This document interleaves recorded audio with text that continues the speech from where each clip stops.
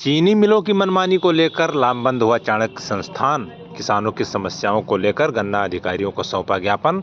कहा नहीं हुआ समाधान तो सड़क पर उतरकर होगा आंदोलन। दरअसल उत्तर प्रदेश के गोंडा जिले के ही चीनी मिलों की मनमानी को लेकर चाणक्य सेवा संस्थान लामबंद हो गया है।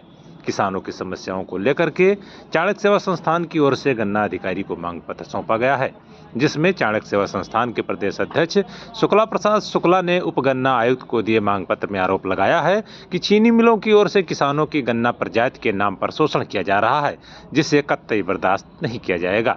उन्होंने कहा कि पहले किसानों को 94,184 अगेती गन्ना प्रजाति देकर बुआई कराई गई और अब उसी प्रजाति को बगैर किसी पूर्व सूचना नोटिस के कथित तौर पर रिजेक्ट बताकर भारी कटौती कर किसानों का आर्थिक शोषण मिलों की ओर से किया जा रहा है।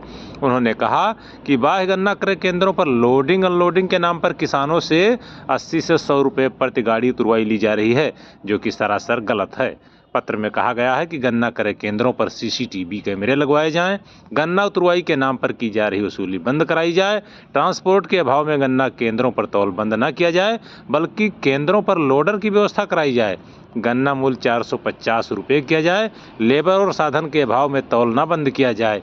शुक्ला प्रसाद ने कहा कि अगर मांगों पर अमल नहीं लाया गया तो लोकतांत्रिक तरीके से किसानों के साथ मिलकर सड़कों पर उतरकर जोरदार विरोध प्रदर्शन किया जाएगा, जिसकी जिम्मेदारी विभाग की होगी। अब देखने वाली बात यह है कि गन्ना विभाग की ओर से किसानों की समस्याओं को लेकर के क्या हल निकाला जाता है, तो फिलहाल आने वाले समय में पता चल पाएगा। लेकिन चाणक्य संस्थान की ओर से किसानों के हितों की रक्षा के लिए और चीनी मिलों की मनमानी को लेकर के अल्टीमेटम दे दिया गया है। पता चला है कि किसानों की समस्याओं को लेकर के आपकी ओर से कोई गन्ना अधिकारी को कुछ मांग पत्र दिया गया है, क्या है उसमें और क्या दिक्कत आ रही है किसानों के सामने?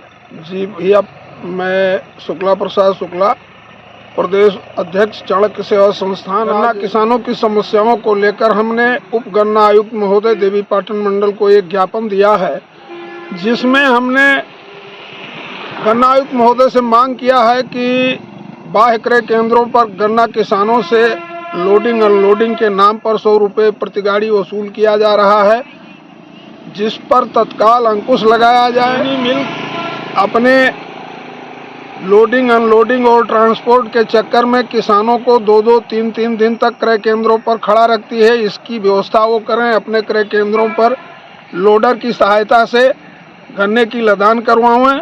निश्चित अवधि पर गन्ना ले जाने के उसी दिन जो है गन्ना किसानों का तौल निश्चित कराया जाए, गन्ने की घटतौली पर अंकुश लगाया जाए।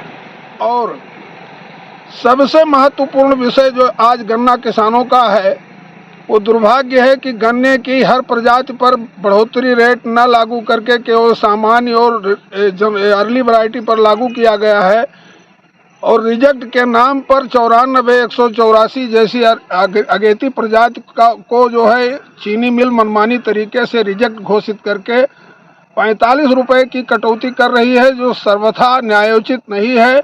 इसके लिए हमने गन्ना उपायुक्त महोदय के माध्यम से आयुक्त महोदय से मांग किया है कि इस पर अंकुश लगाया जाए, क्योंकि गन्ना किसानों का जो सर्वे हुआ है वो 94,184 अगेती जात के नाम पर हुआ है, उन्होंने बोया भी है।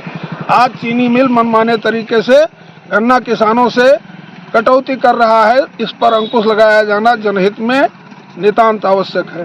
गन्ना किसानों को चीनी मिल और गन्ना विकास परिषद के द्वारा जब भी गन्ना बीज उपलब्ध कराया जाता है, उनको कोई वैध रसीद नहीं दी जाती है। ठीक इसी प्रकार 94,184 प्रजाति किसान कहीं अलग से नहीं लाए थे, इनको सरकारी गन्ना समिति और चीनी मिल के माध्यम से ही इस प्रजाति की बीज उपलब्ध कराई गई थी, जो आज मनमाने तरीके से रिजेक्ट किया गया है। ये कोई नया खेल नहीं है, प्रतिवर्ष ये किसी न किसी प्रजाति को मनमाने तरीके से रिजेक्ट घोषित करके किसानों का शोषण करते हैं। इस पर अंकुश लगाया जाना नितांत आवश्यक है।